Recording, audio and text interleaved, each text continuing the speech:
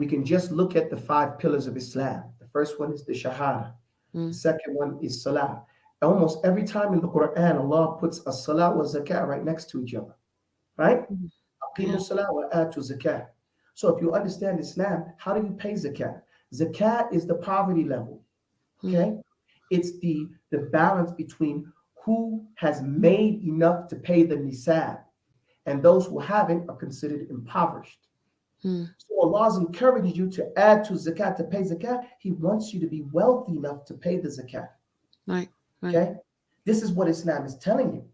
So if this is telling you to save money, because you have to keep at least the nisab. It's approximately $5,000 US dollars on the gold scale, less than that on the silver scale, that you would have at least that much kept in your savings, and you're spending above that, right, for 12 months period of time is an encouraged act. Okay? Not encouraged, highly encouraged. Allah's saying, dude, this is one of the furud al-Islam. So if Allah wants you to be wealthy enough, he said the hand of the upper hand is better than the lower hand, right? The hand that gives is better than the hand that receives. You know, even in Ramadan, they say double your Ramadan by giving sadaqah, meaning food, paying for food for somebody every day in Ramadan. So you get their fast and yours. You can't do that if you don't have. Okay? So I say the person does not understand even the third pillar of Islam. Fourth pillar of Islam, or considered the fifth, is to make Hajj. You man istata'a ilayhi sabila. Hajj encompasses money, being able to afford to get there. Man istata'a ilayhi sabila. Whoever can afford to get there, right? So there's an encouragement for you to be able to afford to get there. And those that don't are considered lesser because they haven't completed their Islam. Yeah. Then we say this person doesn't understand Islamic history. What was Badr over? The first battle of Islam was over finances. But the people had taken their finances and robbed their homes and taken them through dhulm and oppression, and they wanted to get their wealth back. Because they had taken it and made this caravan, so they went to get that caravan to get their money back. Okay? So, you know, if the person says that, what do they say about the Prophet having this camel, which was considered the best type of camel of its time, right? So it's like he had a Mercedes-Benz as a vehicle, if Mercedes-Benz is considered one of the best brands, right? So, and you're not going to say the Prophet wasn't a zahid, right? He wasn't a spendthrift, right? He only took from the dunya what was necessary. You get my point? But he doesn't mean he got cheap materials. What do we say about Abu Bakr? What do we say about Uthman, who paid for the whole battle?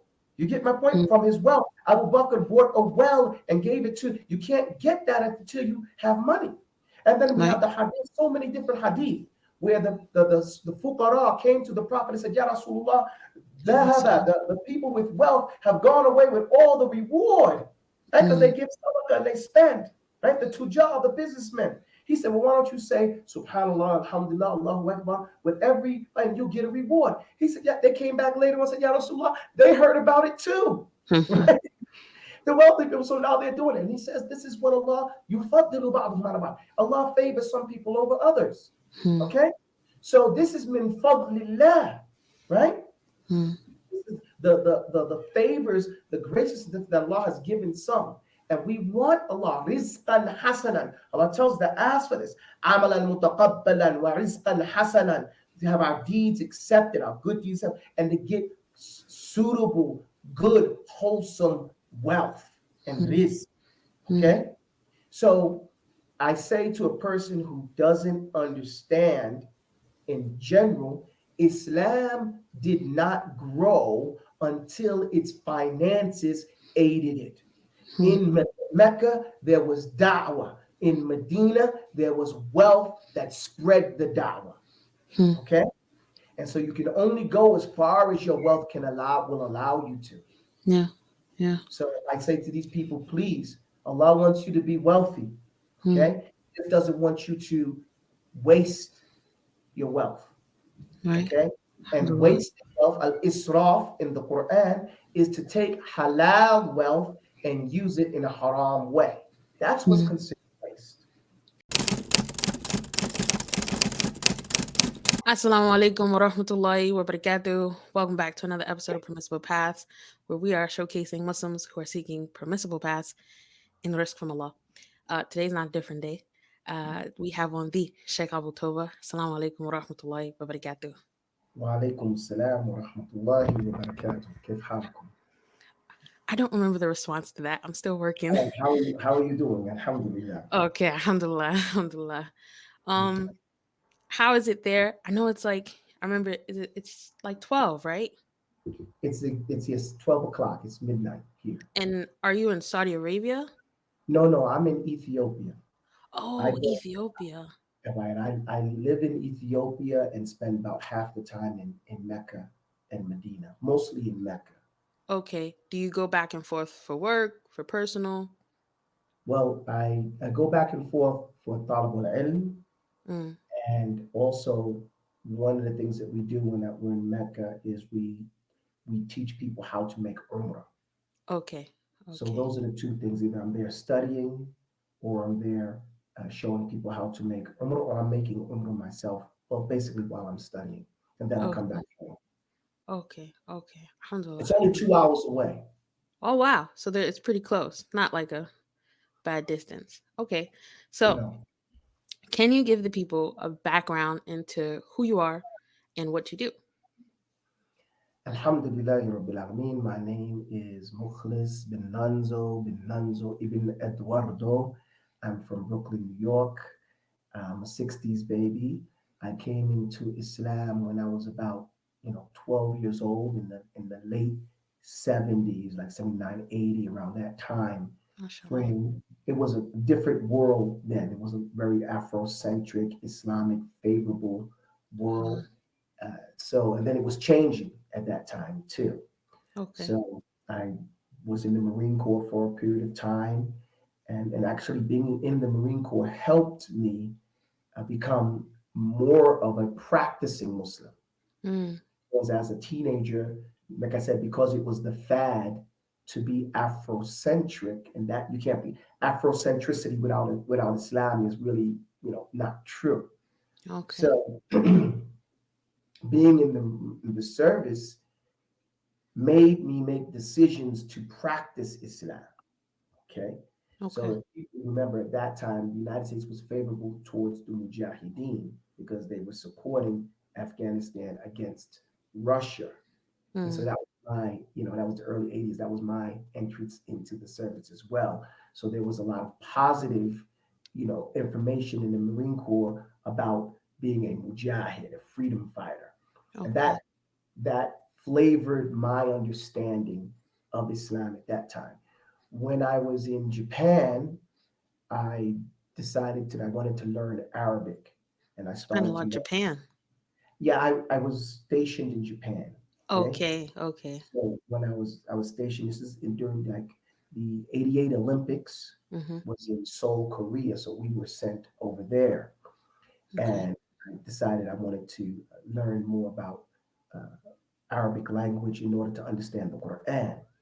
And that's what began the Timbuktu Seminary from that point. Me and another military buddy of mine, Makeen Abdus Salam, me and him founded Timbuktu Seminary. We Oh. started learning Arabic there in Japan. When we came back to the United States, we continued to study. It led me to teaching in the early 90s and to the mid 90s. And then towards the end of the 90s, I left and moved to Mauritania to complete my education. From Mauritania, I went to Senegal. From Senegal, I went to Egypt. Egypt to Kenya, Kenya to Tanzania, to Saudi Arabia, to South India, okay, Wow. Sri Subhanallah. Lanka, to back to the United States. And then, once I got back to the United States, there was a hole Mm, because there was a lot of people talking about now Islam and being a Talib had become a fad. yeah. And calling yourself Salafi was now the thing to do. But the way it was presented, that New York brashness had been misinterpreted Mm. as, the way to be, and so people were being rude, but people really weren't learning. Yeah. They were just, wearing the clothes and things like that, but coming off with rudeness and not much education. Yeah. So I came out with the concept of teaching with a board, having a board and start teaching Arabic language, and that really went well with people. And that we called ourselves at that time the Fix, Mm. okay, Fundamental Islamic Knowledge Seminary. But really, we wanted it to be the Fix because there was a lot of crack, there was a lot of heroin, and this was the solution. Education was Mm. the solution. Now we remained as the Fix, for a number of years until I was arrested in 2010, and I was SubhanAllah. held for 4 years as for quote unquote being a terrorist. But Alhamdulillah, Allah blessed me to win and be exonerated. Alhamdulillah. However, people don't get it. Once you get out and you win, it doesn't mean it's over. They're Mm. still harassing you. They're still doing whatever they can do Yeah. to make life difficult for you. And we were getting a lot of hate mail from the white racist groups. So we changed, SubhanAllah. and a lot of it was on our emails, was flooding our emails. Mm-hmm. So we changed the name from the Fix to Timbuktu Seminary. Mm-hmm. That was the only way we could see to uh, stop that. And we wanted to change anyway because Timbuktu has the smell of the Afrocentric Islamic, dynasty and history Mm. that we wanted for our institution. Just like when you see people from Maghrib, they talk about Qarawin and Andalus, and people from the Khalij, the Gulf, they're always talking about Zaytuna, and they're talking to people from Egypt, they're always talking about Azhar. We wanted to say, hey, no, we have an Islamic history that goes back as well. Yeah. And so, without being racist, because there was this thing that if you said, I'm a Ghanaian Muslim, or I'm an Indian Muslim, or Pakistani, or Arab, or anything, that was cool. But if you said I was a Black or an African American Muslim, you were accused of racism. So we wanted to combat that, in a way that was proactive and not exclude anyone else, Mm. but show that we as well have the longest Islamic history than any country, than any continent in the world. Right. Okay? Right. There's always this flavor like, oh, African Muslims are new Muslims. No, African Muslims are the oldest Muslims in the world and the first land of Islam. Hence why I moved to Ethiopia. It's Mm. Dar al-Hijratain, the land of the two hijras, the first land of Islam, and the longest ongoing place of Islam, even longer than Mecca and Medina. Alhamdulillah. But Alhamdulillah. people don't give it credit for that, you No. know, No, they and don't. and that's due totally to racism. Mm. Okay, It's so funny because Timbuktu Seminary, the name I only recognized from when I first got introduced. Like I seen the name, I recognized the name from a documentary I watched before that talked about a mosque that was built out in Timbuktu, and it showed like them building out the masjid. So I thought that was pretty cool because it does relate back to the sort of Afrocentric, like you said, back to the continent. So it's a very cool name. So you guys changed the name because you felt like if we change the name, then it would be less people who would recognize us, or the name just, as you said, it came off less no, abrasive. time changed everything. It was more than one reason. Okay, Hmm. like I said, when we initially started, the internet was new too. Yeah. Okay, yeah, these time frames. When we first came out, no one was giving classes in English online when we first came out. We Right. were the very first ones doing that in that manner. Okay, Okay. still no one does it the way we did it, as far as, and the way we're still doing it, on a blackboard or whiteboard nowadays. Mm. Actually teaching the class. Most people sit there and they give a lecture back and forth, but they're not teaching practical Islamic, you know, something you can bite your teeth into. We Okay. can talk about theology, aqidah, and certain things, but that's an intellectual thing, okay? Mm. That's an issue of the heart. What about the practical application things, like something that you can measure, Mm. okay? We can measure if you've learned Arabic. We can measure if you've memorized Quran. We can measure if you understand Mustalah Hadith or you've memorized Hadith. Mm. So we teach measurable skills. Okay. Okay. And that's again the difference that we go. We went and searched out to get ijazas, not because we wanted to, put it on our shoulder, but again, the military flavored our talabul ilm, how we became students of knowledge. Mm. So at the time when we started out, we were first just addressing, like I said, the fix. When we come back to the States after being out of the whole teenage years and early 20s, we were in the military. Mm-hmm. Okay. So we come back to the United States and almost all our friends are dead or in jail, or on crack or something like that. And the old people we used to respect are out there drinking like winos or acting really foolish because they're like, zombies. And we say, hey, man, how do we solve this? Yeah. And so that's when we came out with that term, the fix. After we got started, we realized that, hey, we're addressing a larger audience than we imagined. And, knowledge you start off with is not where you end up at. Right. So we were still learning. And as we were learning to present knowledge differently. And we thought that the term, the title, Timbuktu, was a more, not just recognizable, but realistic expression of the legacy that we want to follow. Why? And to keep going. Because Timbuktu has a legacy of professionalism, Mm. of expertise that was on a higher level. There's a story that says that they went to Medina and asked the scholars in Medina, scholars in Timbuktu, went to Medina and asked some scholars from Medina to come and teach them in Timbuktu. And of course, they complied and sent them. After about a year, those scholars quit. He said, we don't want to teach here anymore. Mm. But they said, we wouldn't want to be students here. Wow. Subhanallah. So that famous story about how the scholars from Medina, and that's a big, big praise because Medina is the only place, only country, and only state in the world where you don't send scholars to. Okay? Wow. There never has an emir or a khalifa sent scholars to Medina. There are always scholars there. It's the only place, city, that the habits and the customs of the regular people are considered a sunnah. Amalu Ahl Medina, the actions of the people of Medina. And that's because they were the sons and the grandsons of the Sahaba. Mm. So big, shout out to the level of competency in Timbuktu at the time. If scholars from Medina said, look, we don't feel competent to teach here, but we want to stay on and learn from you guys. Yeah. And I found it like that when I went to Mauritania to go study. A lot of people were going to Medina at that time, Medina in Saudi Arabia, Medina University. And I'm not trying to take anything away from Medina University.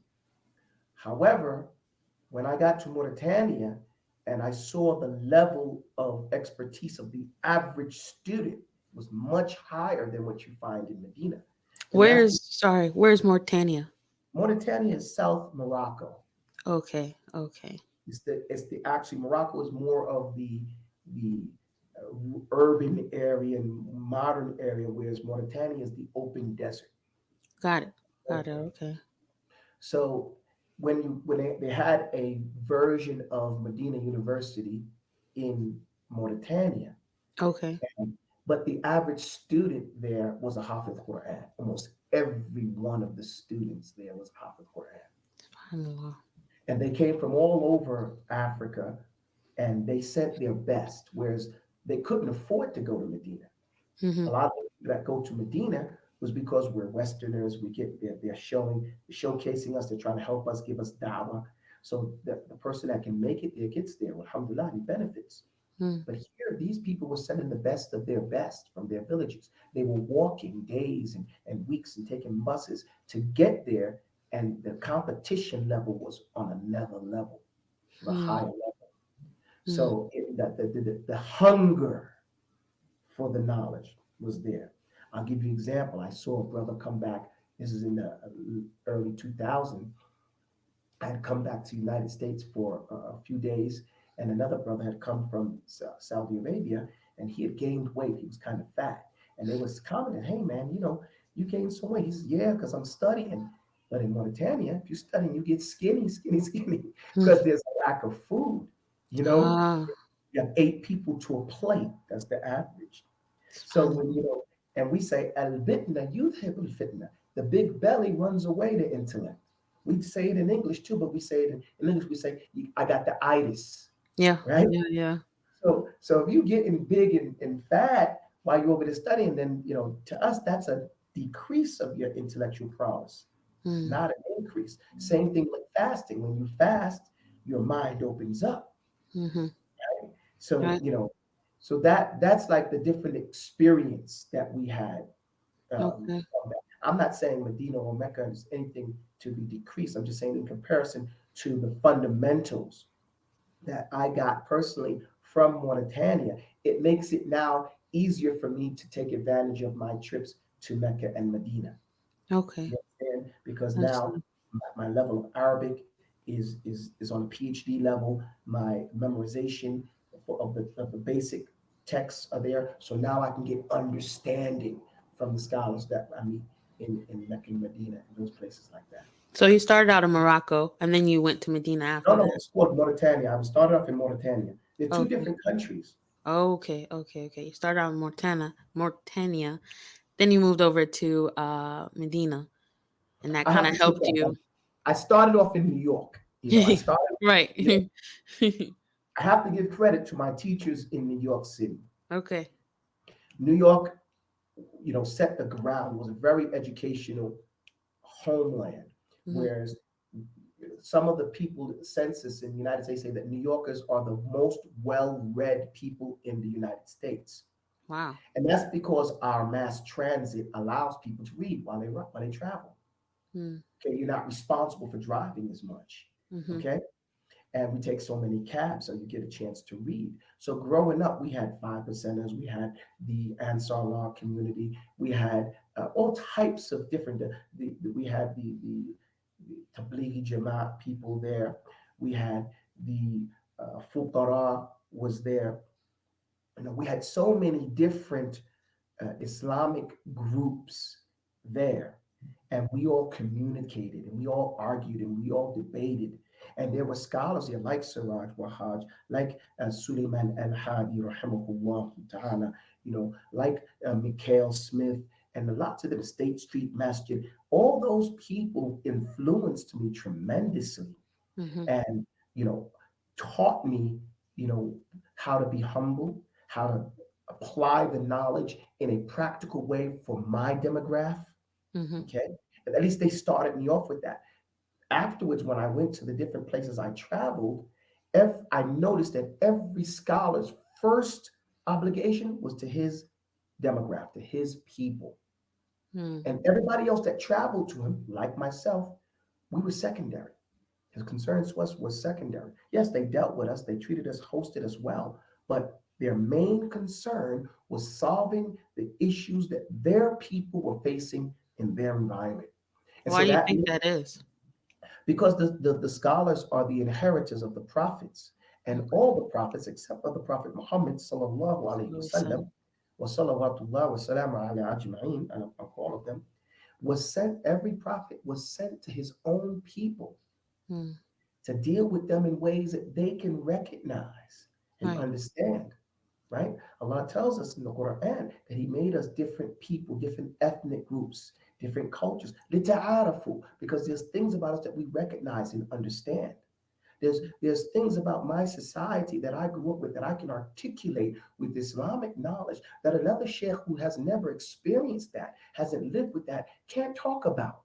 Right. He doesn't have authority there. Okay? Mm. Just like a judge in Florida is not going to rule over a case that happens in New York. Mm-hmm. Okay? He doesn't have jurisdiction. Yeah. Does that make sense? Makes sense. Got it. So those scholars were dealing with issues in their particular countries, and their Islam reflected the people they were talking to. Mm. Okay? So then I recognize that my da'wah has to reflect my demographic. and the people that I want to, my target audience. Mm. And Allah tells us first, from the messenger of Allah, ibda binafsik thumma man ta'ud. Start with yourself and then those whom you're responsible for. We call it your circle of influence. Mm. Start with your family and then spin out. How did the Prophet ﷺ start? At Yes. home, and then his cousins, and then his town, and then his people, his whole ethnic group in the Arabian Peninsula, and then the world. Right. So then therein is an example for me. I'm not a racist if I focus on trying to save Western English speaking people, and in particular, Mm-hmm. people that are coming from, Brooklyn, let's say, for instance, Mm-hmm. or New York like situations. Mm-hmm. And for me, growing up, the average United States citizen was the African, the Afro, the Latino, and white people.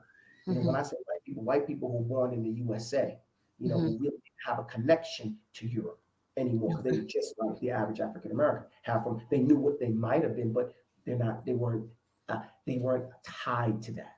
They Right. had no allegiance to that anymore. Right. Does that make sense? Makes sense. So, in all actuality, with you saying, your focus on being going back to your people, it's very common when trying to sell a product or trying to market that you have to like niche down and you have to focus on a set group of people and not try to speak to everyone because you can't speak to everyone. You can't relate to everyone. But But see, there's a difference. The United States of America is a unique environment. mhm, That target group that I began with is yeah, no longer the same target group. That was at that time. right, Now, the average United States person is not those three ethnic groups I named. no, Okay. Now you have to include in there a larger portion of Latinos that wasn't open as before to mhm, Islam. That you have to include the humongous Desi community that's in mhm, the United States that's been growing, exponentially in the United States, and they are the second generation of them are just as American as we were coming from the South. yeah, What I'm saying? Our parents came from the South and made that refugee. We were first generation born refugees in the North.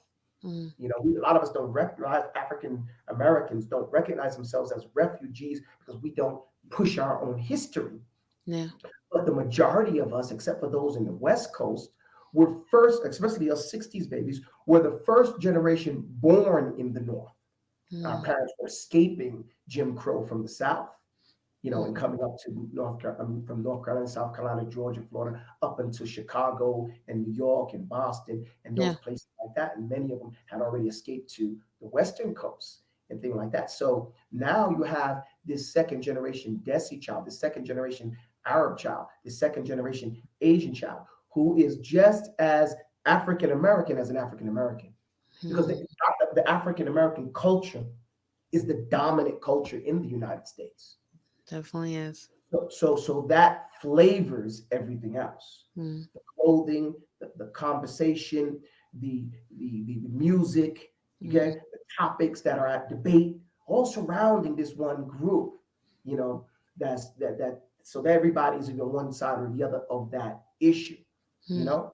So yeah, even though we're still, and now the English speaking world is not just the United States and Canada, it's United States, Canada, New Zealand, Australia, Britain. Okay, mhm, and Africa, Ghana, Nigeria, Tanzania, Kenya, Rwanda, then you go all the way down to South Africa, and you haven't forgotten Asia too. So yeah, English has now become like, the lingua franca of entertainment.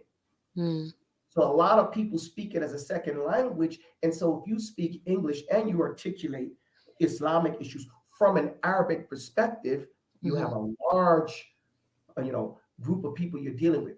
Coming from New York, though, we have an advantage because we're used to living in a country that is, multinational in right, nature. right, In New York City, we have everybody, mhm, jammed up together, and we get accustomed to accepting what they're all about, debating them, and standing on your own in mhm, that regard without trying to disrespect the next man's thing. So mhm, we can articulate to them what we're about and our, deal with them on that issue, on those issues. Mm-hmm. So, okay, Okay. America in general is a pluralistic society, but New York is the most pluralistic of the pluralistic societies in the United States. Okay. I want to go back a little bit and I Go ahead. want you to just mention, what do you do like as of right now? So are you like a teacher at Timbuktu? Are you just kind of like the administrator? You just run things? Are there any other things you do besides Timbuktu? Yes, Alhamdulilah, Rabbil Alameen. I am not an administrator at Timbuktu. It's one thing that I am not very good at thus far, and is being an administrator. Mm, And Timbuktu suffers because of that, because no job is done until the paperwork is done, right? mm-hmm, But I am the head teacher, mm, professor at the school, and I put all my energy into teaching. So what I do is I teach fiqh. mm, I've written two books on fiqh already. One is called First Grade Fiqh, and it's everything that I wish I would have known before I turned 15. It's mm, specifically guided to English speaking people because I saw the need that there's a lack of Islamic texts written for the English speaking world. We usually take translations that are yeah. written for other demographics, and then Oh, we twist it around to try to make it work for us, but it's not written for us. Even mm, though we got the translation, it still doesn't serve or speak to us directly. mm-hmm, So I wrote another book called Outlining FIP, which is for the competent, to make someone a competent adult. And they're both poems that give you the FIP that is designed to help, again, someone coming from the Western world, English speaking, understand Islam. mm-hmm, So I teach these books and then how to understand the classics as they relate. So I teach fiqh. I also teach the Quran, which is our main focus for most of our students, is teaching Quran. We teach the 10 qira'at. We do it in a unique fashion. A lot of people don't know that there are 10 ways that you can recite the Quran. mm, Most only know one, or not even know it. They're familiar with Hafs and Asim. Okay? Hafs on the authority of Asim. So we teach the other way so they don't get lost. mm-hmm, Other places make you learn hops and then learn the other one of the other or all of the others. We don't do that. We start you off at zero, wherever you're at. We don't make you memorize something else. You start off with whatever qira'ah you like, or we pick one for you. And we teach the 10 qira'ah, one of the other. Not 10 at one time, one, like that. We're busy with that and teaching tajweed and that. We also teach what I call the ultimate Arabic course. mm-hmm, We got the mats. I don't think anybody has a more thorough Arabic course than Timbuktu has and still has to this mm, day. And we teach it live, and we deal directly with you. A lot of people don't understand. A teacher is not teaching you unless he knows you're in the class. mm, Watching a video is good. It's an assistant to your learning. But actual learning is done when the teacher knows your name, has gotten to know you and your flavor, and is directing his energy and his means to teaching you directly. mm, And so we do that. We keep that. Even though we know some students want to watch the videos available for them. And for those who want to come to the live classes, we do that as well. Like I okay. said, also, I go back and forth to Umrah and take students, or not students, anyone who wants to make Umrah. We go there and we take them around and show them Mecca and Medina like they probably never saw it before. Because Okay. me being a historian, we take them and we walk them through the whole, thing like that, so they can get to see Jabal al-Nur. They get to see Jabal al-Thawr. And this is Mm, the mountain that the Prophet received revelation in. This is the mountain that the Prophet ran to with Abu Bakr, and they see where he hid, mm, and they get this different from, ilm al-yaqeen, you know it, but now you have ayn al-yaqeen. Now you you can see see it? it, Yeah. right? Not imagine it. And this helps, in threats strengthening the person's Islam. Okay. And we build brotherhood and the fraternityship in doing these types of things. Also, we counsel people. We do a lot of counseling. Mm, People are, you know, in a state of almost depression, a lot of them nowadays, and people are arguing and fussing back and forth, and they don't know how to get that balance. mm, So we have a Warrior Scholar program that we try to teach men how to have chivalry, mm, how to have that balance. And we have a course directed towards women mm, to bring back women scholars, because Islam has always been the strongest when we had women scholars, and it's always been its weakest, most vulnerable when we had less women scholars. Hmm. So we want to bring those ladies out. And the good thing about it is they don't have to go anywhere for those classes. They can still do it from the comfortability of their home. And again, we can give advices because the Quran has everything. You don't have to go to a self-help book to get self-development. You can come to Islam and we can show you where that is done. That is clearly stated in a much easier fashion in Islam, a more direct fashion through Islam. But we haven't used our creativity to bring that out. We're still Yeah. struggling just to pronounce the Quran because we have this block, like we call writer's block, in our head, thinking that the Arabic language is such a difficult, hard to get thing. Hmm. When it's just a language. In fact, it's the easiest language in the world to learn. Okay. Okay?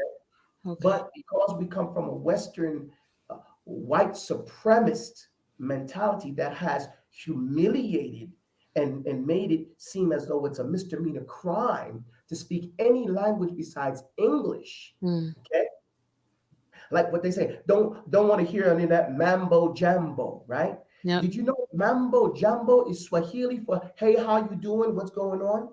Subhanallah. Hujambo, mambo, si jambo, hatu jambo. This is Swahili. So they're Wow. basically taking our language and from mambo jumbo, they anglicized it to mumble jumble. Hmm. And this is psychological, damage to the head. So no one wants to be speaking in a way that is seen to be inferior, Yeah. right? And so we as have stayed away from, you don't find a Vietnamese person ashamed to speak his language, Hmm. or Asian person, or Russian person, or anybody, right? Hmm.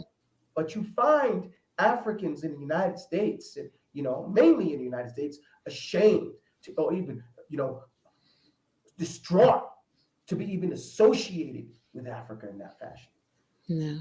Wow. you know Hmm. so this is because we've accepted, we don't like to see it, we've accepted this racist inferiority, and Islam deals with this. Hmm. That's the thing about it. Islam brings you even out of that, but who has articulated that? Hmm. Okay, and this is where we want to put Timbuktu in place to do these types of things, not to push ourselves away from our target, but to bring and be inclusive in this regard. Alhamdulillah. Now the counseling, is that available? Like you can go to the Timbuktu Seminary, like the website? No, usually, no, I don't. It's not on the website. Usually, what happens is when we put out TikToks and we put out Instagrams and we put out videos like this, Hmm. people respond through those avenues and contact us, and we develop a rapport with them in that fashion. Okay, Okay. that's Okay. how it's been, and that's because I'm a terrible administrator. If Hmm. I only had the marketing Muslim, that someone who specifically was focused on Hmm. those types of things, that because people forget, just because there's an old Swahili statement, you have this, he has that. Yeah. Meaning, just because you're good at one thing, okay, doesn't mean you're good at everything. All right. Okay. So I know, as the young kids say, stay in your lane, right? I know my lane is teaching. Hmm. Okay. That's what I can do. Okay. I am not an administrator. Hmm. So I need someone who can really administrate. But the problem is finding people who want to put skin in the game. Hmm. Okay. Finding someone who's going to be committed to doing that. And, Hmm. and, and that's the challenge, that we've had over the time, because people have their own problems. Now Okay. you're not the only teacher though at Timbuktu. Oh no, we have another brother. His name is Abu Hudhaifa. Mm. Is one of the other. Abu Hudhaifa is, again, he's a Harlemite. He's a New Yorker. He's a Harlemite. He's also 60s baby, meaning he's in his 50s Mm. now. But that means he's been around through the first, the nation. Then they come over to the World through Deen. Then they come over to the Sunnah. Then all those different 5%ers, and so he's able to understand when someone comes to Islam that they may not be on it the right way. There's a Mm. brother who was an imam in the prisons for 20 years and in across New York, all of itself, and Mm. he is now still an imam in Syracuse. He does a lot of outreach Mm. on those areas, and he teaches the beginning courses, all the fundamental courses of the ultimate Arabic course. And he's a Okay. perfect person for it because it took him years to learn Arabic. So he knows all the flaws and all the mistakes and all the pitfalls that people have done and how to get them out of it. So I Mm. tell you, he takes people from 0 to 6. He takes people who have been self-learned, and in a few months, he's covered all the holes that they had, so they didn't have to start back at 0. He can recognize where you're at and how to get you up to, a strong and establish a strong foundation for it so then they can enter into my class, and then we can go to take it the next stage with Okay. that. You Okay. know, we also have what do you call it? Abu Mahmoud Khadr Amin. He teaches hadith classes, and he focuses in that realm in that way. And he was one of the brothers. His father was a pioneer coming from the old Dar al-Islam in that era in New York, in upstate New York as well. Went to school in Canada, the hip schools there, the Alamina courses and everything, the Alam courses. Came back, studied, went abroad, and everything like that. And he teaches hadith, just in hadith. We also have a few ladies, Hajar and Jannah. They focus on trying to register and find and keep everything, organized for students and administrative issues with their courses and things like that. We have a Mm. number of Yasin, we have Anzumana, we have a few people working, but the number we still don't have enough. And the things that people are doing, and Anzumana focuses on our IT stuff, Miss Yasin focuses on our IT, issues and things like that. So we have a few people working hard in this Mm-hmm. regard, but uh, we still need help. Yeah. Yeah. Yeah. So, I do want to ask a quick question. You said you go to Saudi Arabia, to do Umrah still.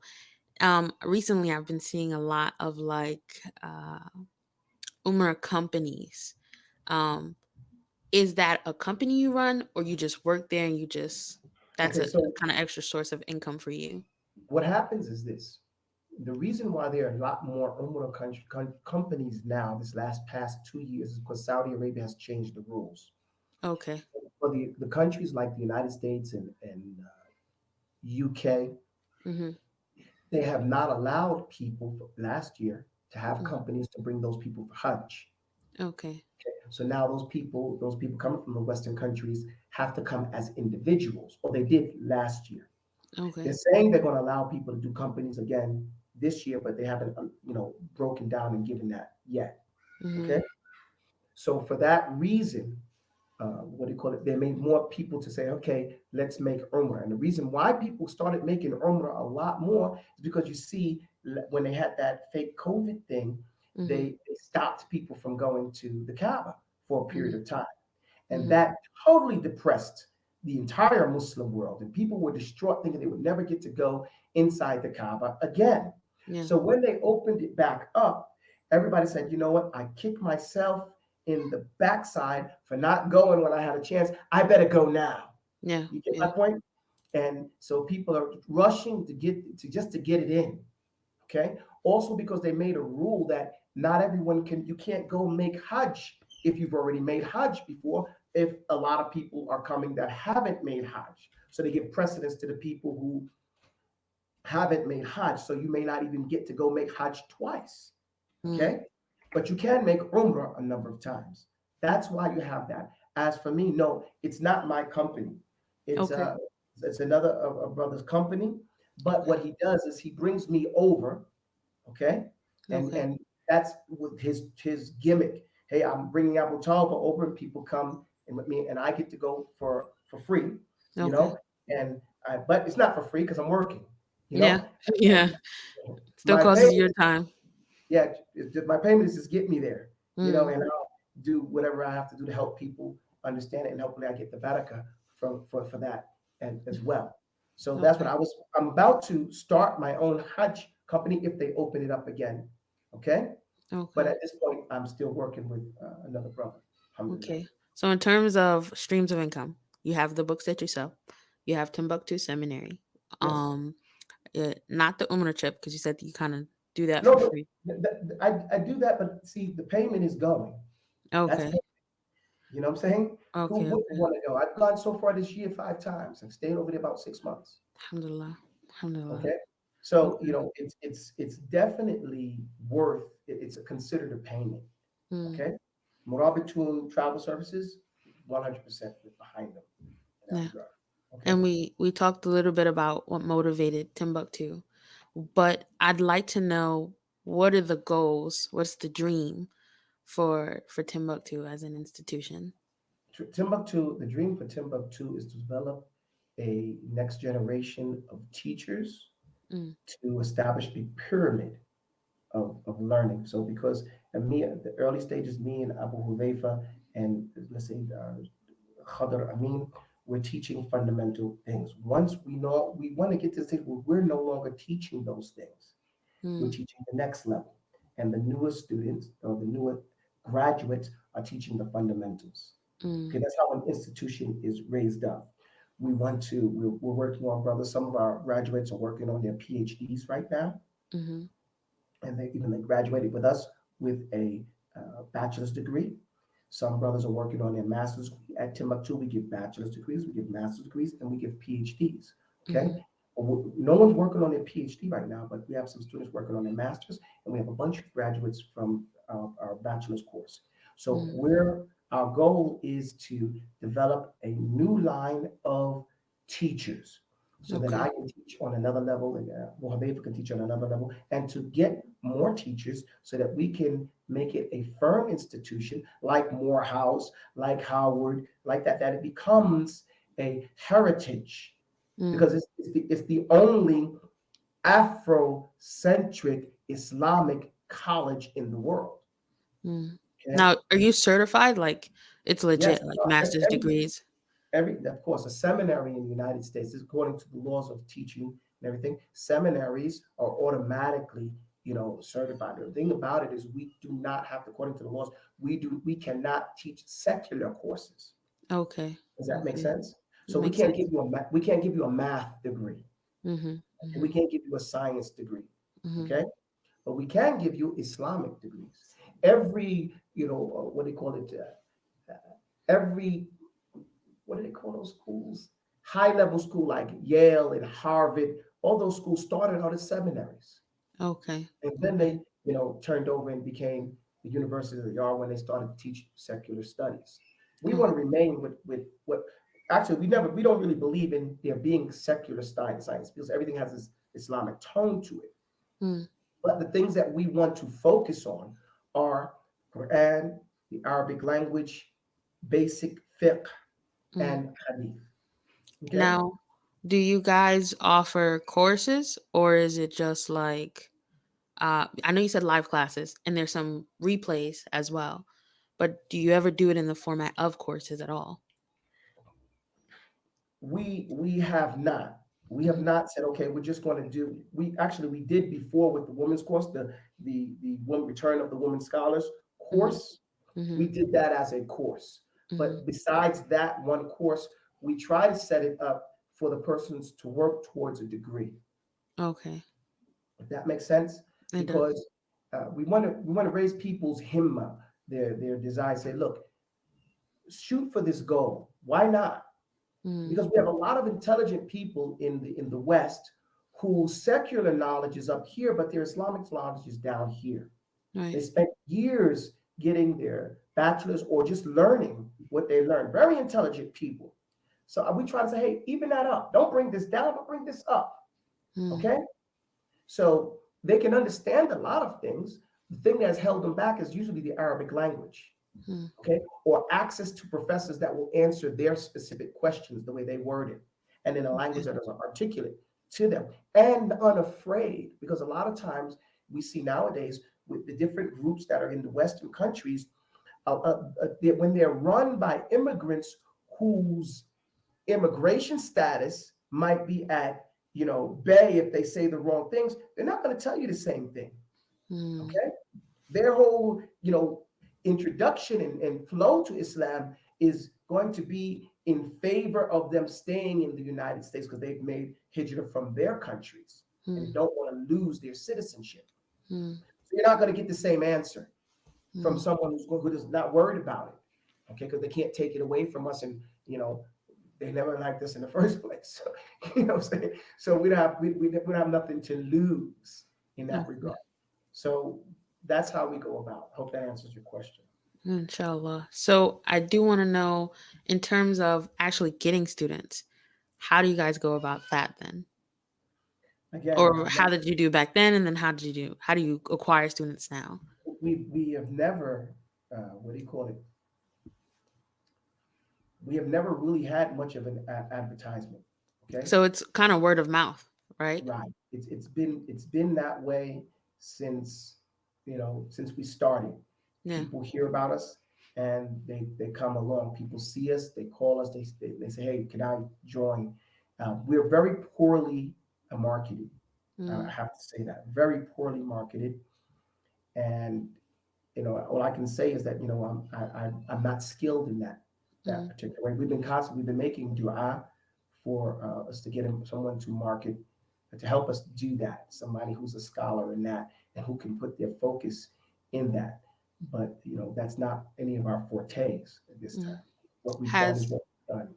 Even with the word of mouth marketing though, has that been enough to sustain? It seems like it's been enough to sustain the business though.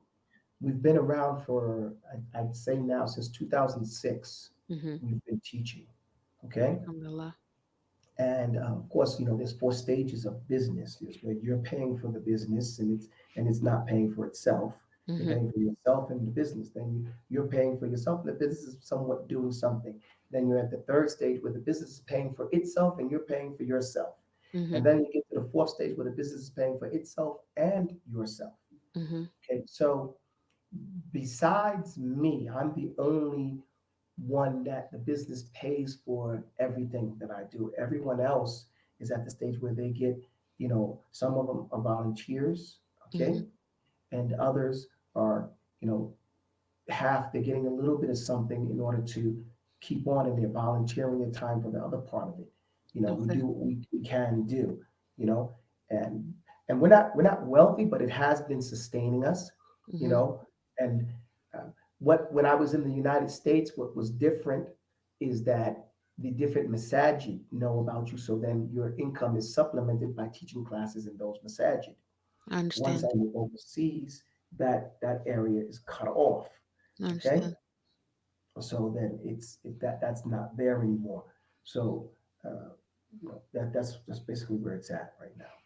I mean, even with the word of mouth marketing that you guys done, you've kind of become a bit of TikTok famous from Now, your posters on TikTok. How well, where did that come from to start that? okay, you see, I've been on TikTok very short period of time. Uh-huh. The last time I was on, maybe it's 2 months now, maybe it's the third month. I don't even think it's 3 months yet. Mm-hmm. Okay, but I'm almost at 100,000 followers. I'm at 97,000 followers, I think. Yep. Alhamdulillah. So that shows that there's an audience there willing to listen. Mm-hmm. Even though some of them listen and say some of the raunchiest things back to you, at least there's a Mm, conversation. The conversation has to begin. yeah. How that started is I was in Medina, and some scholars came and said, listen, Abu Taubah, we were waiting for you to come back. We want you to go and get on TikTok. I was Mm-hmm. like, wow, I don't like get on that thing. I've never been on it before. Yeah. Okay. I mean, somebody might send me a video and I watch it, but I never had a TikTok account. Right. Okay. So they said, because we need someone to talk to these young people that can talk to them Mm-hmm. and will have thick enough skin when they talk back crazy. Yeah. Okay. Yeah. And so I said, okay, I'll be a Huckleberry. Let me see what's up. And then they got another brother. His name is Adel. He's like TikTok king in the Mm, Arabic language, and he's really, really good at it. And he came and he taught me, he gave me some classes on how to do TikTok. He gave me everything. I didn't know anything. He taught me everything about that I do know about TikTok. mm-hmm. And he's in my very first videos, okay, Mm-hmm. with me. And then I started doing the TikTok, and then people started responding, getting, like, I'm already at 2 million plus, what do you call it, uh, Views. likes, Oh, things likes. like that, right? And they say usually that doesn't happen, Mm-hmm. okay, so quickly. So even with 100,000 or close to 100,000 followers, you don't have 2.5 million likes. Mm-hmm. So again, that shows that there's an audience for that. Yeah. Okay. Yeah. And I think there is, because the way I answer, and the practical things that I try to respond with to give people solutions. Of Mm-hmm. course, there's just some learning curve, because you know some people I'm learning are how what's the word I'm looking for? Their Islamic knowledge is very, very limited, Yeah. and they're accustomed to following whatever they desire. So they say, I feel, and they don't understand that how we feel has nothing to do with the response. And Yeah. some people feel that no, you have to answer the question. But sometimes I don't answer the question, but I give a solution to the problem. Mm-hmm. And that's what I've learned, what a mutafaqih, a scholar or a student of fiqh, is supposed to do: solve the issue, Right. not look down upon you, but what do we do now? What do we do next? And so, with my focus in that regard, and then clarify between a fatwa or futya and a hukum. A lot of people think you're giving a fatwa. You're not giving a fatwa. You're telling this is the rule. Mm-hmm. Futya only comes when there is no rule. Mm-hmm. Okay, so we have a situation that needs a response to, a solution to. And so, but it's a TikTok, so you don't have much time to teach a Go into class, the details. Yeah. right? So we hope to use that as a jumping board to lead them back to, let's say, YouTube or Rumble, where they Mm-hmm. can now watch a 5 minute, 10 minute class or explanation about that particular thing, or bring them to timbuktuedu.com so Mm-hmm. that they can now take a class Mm. about those things. But again, we need a marketing person to do all Do that the transition. right, and figure out how to and monitor those things. Yeah. Yeah. I got it. So yeah, so that's where we're doing right now, and also learning TikTok. I learned that even when you say educational things, most people don't want to hear that. They want to just hear, "Hey, can I have a fade?" You Mm. know, they want Mm-hmm. they want they're talking about some things that a talibul ilm would not think to be a question Mm-hmm. outright. But Mm-hmm. these are regular, everyday, average people, and they have some very, practical questions that you have Mm. to address. Okay. So, how have you been dealing with the part where you have to have the thick skin in terms of posting on social media actively? How has that I'm been? okay. Okay. The thing about it is, I'm okay. I Mm. don't have a problem, because I respond. Mm-hmm. Some people say, "Hey, how are you with Shaykh?" Responding, in the way that you respond. Well, I'm not pretending to be some holy individual. No, I'm from Brooklyn. Okay, Mm-hmm. I'm an ex-Marine. Okay, I'll punch you in your mouth. Okay, Mm-hmm. so I'm not going to pretend that because I'm a Muslim scholar that I won't punch you in your mouth. Mm. You get my point? That's not Understandable. realistic. Yeah. Okay, so maybe they're not used to seeing a person like this. No. That's Not at that's for all. them. How are they taking it? That's the Mm-hmm. thing about it. Because this is a strawberry generation. They're very gentle. Mm-hmm. Okay, they can dish it out, but a lot of them don't like to take it back. Right. Right. Okay, so I don't have the issue.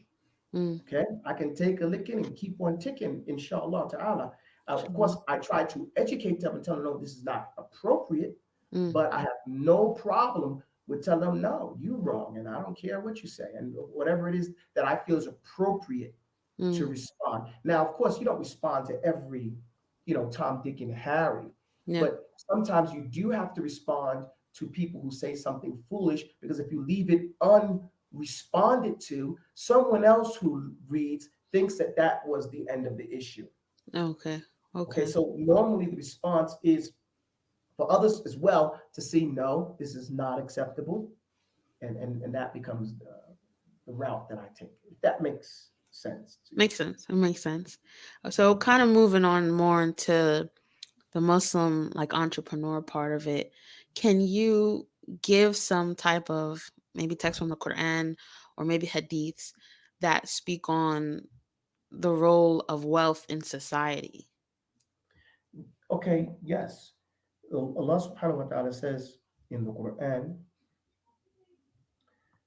أعوذ بالله من الشيطان الرجيم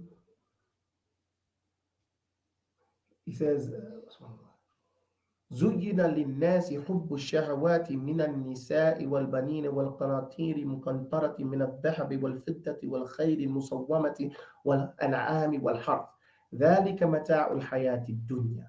Allah says زين للناس. It has been زين from زين, like something is beautified. Mm. Okay, something looks good to you. Okay, Mm. حب is love. Okay, so the love of these things I'm going to mention has been made beautified.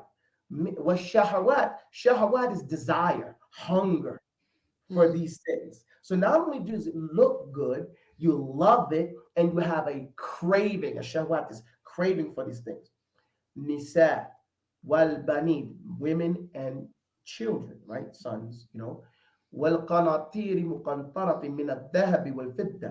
And these things are true wealth. What Allah is telling us in the Quran, what is real wealth and what will be wealth until the end of time.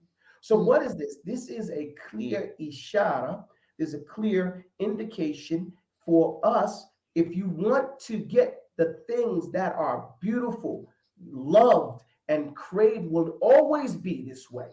Mm. Till the end of time, focus on getting you some good women, Mm. having you some righteous children, Mhm. okay? Gold and silver, okay? Mhm.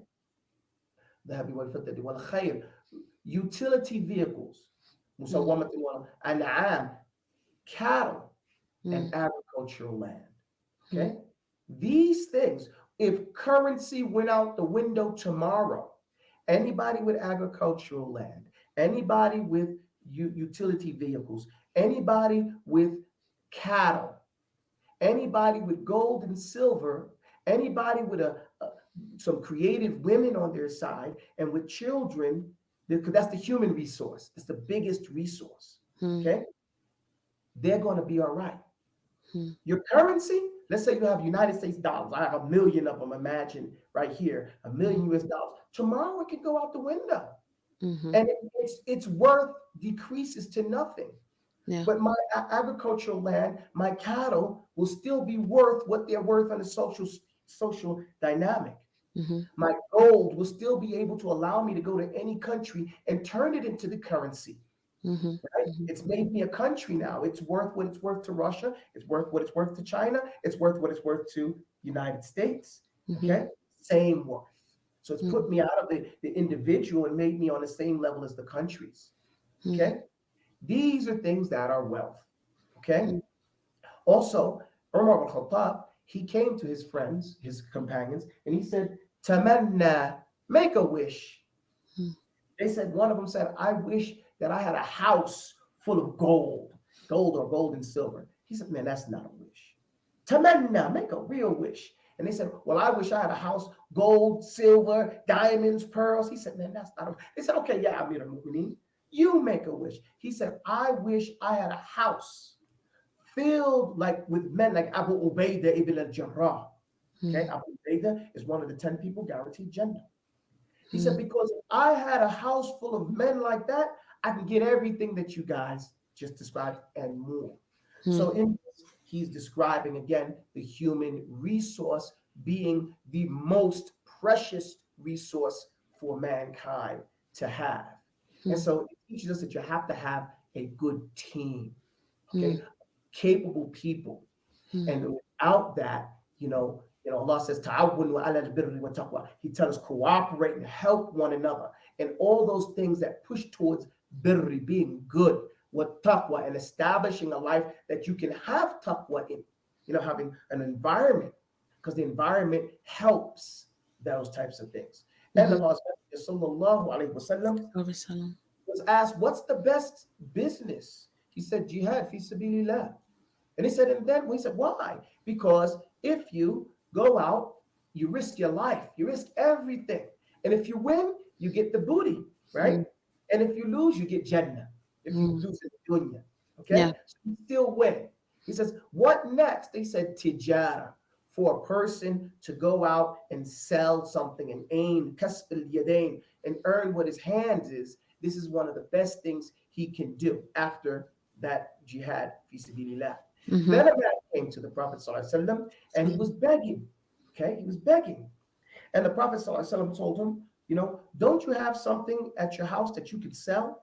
And the man went to his house and got some clothing and he got a blanket and some things. And he said, yeah, I got these. He fixed them up, cleaned them up, and sold them. Okay. Mm. Once he sold them, he said, take this money, split it in half, take it to your family and provide for their needs. Mm. Okay. For a period of time. And take the other half and buy the head of an axe.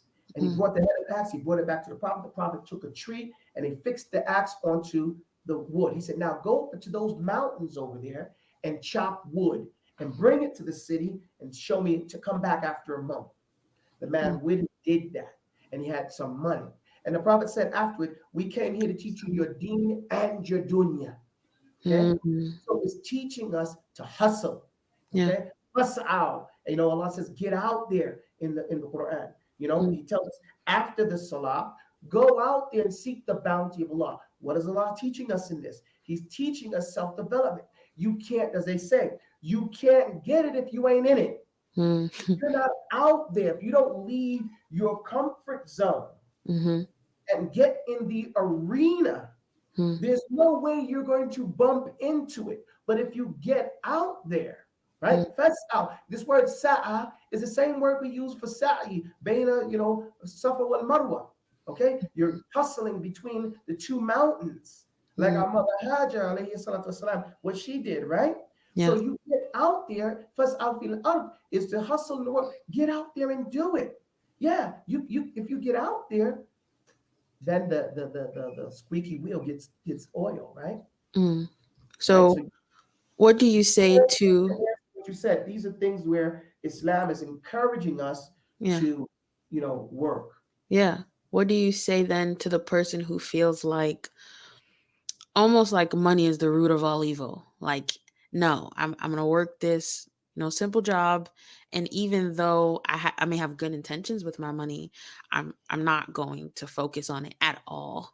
I'm gonna just let it do what it does. Okay, I say this person doesn't understand Islam. Hmm. Number one, we can just look at the 5 pillars of Islam. The first one is the Shahada. The second one is Salah. Almost every time in the Quran, Allah puts a Salah wa Zakah right next to each other. Right? Aqimu Salah wa atu Zakah. So if you understand Islam, how do you pay Zakah? Zakah is the poverty level. Okay? It's the balance between who has made enough to pay the nisab and those who haven't are considered impoverished. So Allah's encouraging you to add to zakat, to pay zakat. He wants you to be wealthy enough to pay the zakat. Right. Okay? This is what Islam is telling you. So this is telling you to save money because you have to keep at least the nisab. It's approximately $5,000 US dollars on the gold scale, less than that on the silver scale. That you would have at least that much kept in your savings, and you're spending above that, right? For 12 months period of time is an encouraged act. Okay? Not encouraged, highly encouraged. Allah's saying, dude, this is one of the furud al-Islam. So if Allah wants you to be wealthy enough, He said the hand of the upper hand is better than the lower hand, right? The hand that gives is better than the hand that receives. Yeah. Even in Ramadan, they say double your Ramadan by giving sadaqah, meaning food, paying for food for somebody every day in Ramadan. So you get their fast and yours. You can't do that if you don't have. Okay? So I say the person does not understand even the 3rd pillar of Islam. 4th pillar of Islam, or considered the 5th, is to make Hajj. You man istata'a ilayhi sabila. Hajj encompasses money, being able to afford to get there. Man istata'a ilayhi sabila. Whoever can afford to get there, right? So there's an encouragement for you to be able to afford to get there. And those that don't are considered lesser because they haven't completed their Islam. Yeah. Then we say this person doesn't understand Islamic history. What was Badr over? The first battle of Islam was over finances. But the people had taken their finances and robbed their homes and taken them through dhulm and oppression, and they wanted to get their wealth back. Hmm. because they taken it and made this caravan. So they went to get that caravan to get their money back. Hmm. Okay. So, if the person says that, what do they say about the prophet having the qaswa, this camel, which was considered the best type of camel of its time, right? So it's Hmm. like he had a Mercedes Benz as a vehicle, if Mercedes Benz is considered one of the best brands, right? Hmm. So, and you're not going to say the prophet wasn't a zahid, right? He wasn't a spendthrift, right? He qalla dunya, he only took from the dunya what was necessary. You get my Hmm. point? But he Hmm. doesn't mean he got cheap materials. What do we say Right. about Abu Bakr? What do we say about Uthman, who paid for the whole battle? You get my point? Hmm. From his wealth. Abu Bakr bought a well and gave it to you. Can't get that until you have money.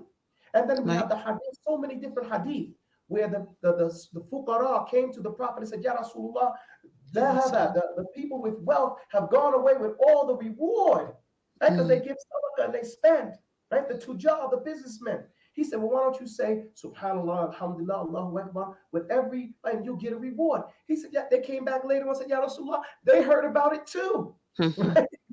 The wealthy people, so now they're doing it. And he says, this is what Allah, Allah favors some people over others, Hmm. okay? So this is min fadlillah, right? Hmm. The favors, the graciousness that Allah has given some. And we want Allah, rizqan hasanan. Allah tells the ask for this. Amalan mutaqabbalan wa rizqan hasanan.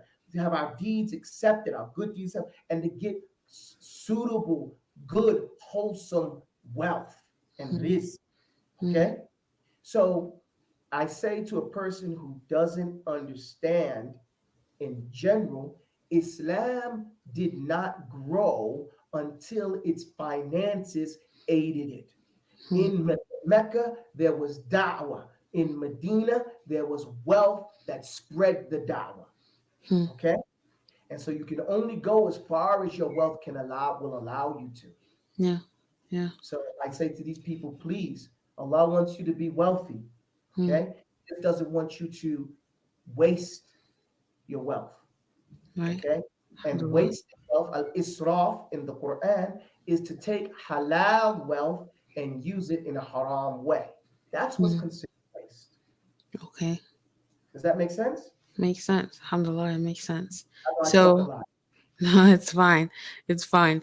Do you need to end early or are you okay to go for like maybe 15, 20 more minutes? I can go for 5 more minutes because I have a class in about another 30 minutes. Okay, okay. So then I'll end it off with let's see. What do you think is the biggest challenge that Muslim entrepreneurs face today and how is some ways that they can overcome it? Okay, Alhamdulillah, Rabbil Alameen. This is a question that cannot be answered for one demographic because Muslims are different demographics. Mhm. Okay, I do not think that Muslim entrepreneurs in every ethnic group is having any problems. Right? Okay, Muslims are amongst the most wealthiest people on the planet. Mhm. It's the converts who are mostly having issues with networking, Mhm. and that's because normally their foundation is already spread. The family is not supportive. Where if you Mhm. find Muslims from different areas, for example, if you find Asian Muslims, they're networking with other Asian Muslims. You Mhm. find Muslims from different countries, they're networking. The Turks are networking with each other. Mhm. People are networking with their demographic. Mhm. When you deal with people who are from the West, they have to establish a network. They're Mhm. not working with each other. Mhm. Okay. That to me is everybody's getting their twos and threes and their, fives and tens, but they're not coming together to make it more than that. And they're comfortable with that. And everybody wants to be the boss. No one wants to be the Indian in Mhm. this regard from the Westerners. So everybody's doing this type of thing. And um, I think that's the hardest thing for the Western Muslims, Mhm. is to cooperate amongst each other and network with each other. Mhm. Okay. I Lastly, don't can see you any tell other. can you tell the people where to find you if they want more information? Um, and just kind of any recent upcoming maybe events that you have going on. Alhamdulilah, Rabbil Alameen. We can be found timbuktuedu.com. You can just Google us. We're there online. Upcoming, I'll be in Mecca for the entirety of Ramadan, inshallah ta'ala. Inshallah. Be shooting videos from there. I think everyday updates to help people see Mecca during Ramadan in English. Mm, Okay. And to give at least one reminder every day. And I'll be doing tafsir of Quran in every morning, let's say 7 a.m. on the Eastern time zone. I'll mm, be doing a tafsir for the day. It's 30-minute class on tafsir to get people started with their day, inshallah, in the Western world. And that's going to be 7 a.m. Eastern time zone. mm. Okay. Those are the things that are coming up in my immediate future, inshallah ta'ala. Remember, that's timbuktuedu.com, or just Google Abu Taubah and see what comes up, inshallah ta'ala. Inshallah. Jazakallah care for coming on and doing the podcast. May Allah reward you. It was really nice having you on. Finally, Jazakallah, after a little runaround we had. mashallah. Jazakallah khair for having me, for inviting me. It's a very big honor I on mean, my alaykum. behalf for to be invited and for you to spend time and to see me worthy of someone to come on your podcast. I really appreciate the things that you do. I watch your videos. Mm, I think it's very, very educational. Alhamdulillah, and also it's not only is it educational from the perspective of what you say, the fact that you have niqab and you speak so articulately about money issues and business is very, very inspiring. I don't think that you're getting out there as much as you will be in the future, inshallah ta'ala, that inshallah. your information is very practical. May Allah bless you with good. I mean. سبحانك اللهم وبحمدك أشهد أن لا إله إلا أنت أستغفرك وأتوب إليك, and thank you again.